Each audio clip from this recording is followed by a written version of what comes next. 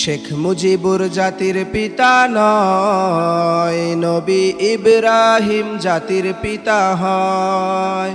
নবী ইব্রাহিম জাতির পিতা হয়।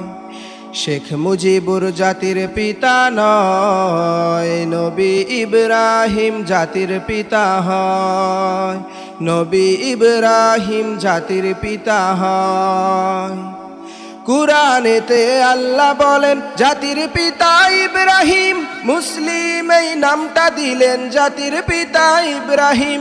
কুরআনেতে আল্লাহ বলেন জাতির পিতা ইব্রাহিম, মুসলিম এই নামটা দিলেন জাতির পিতা ইব্রাহিম।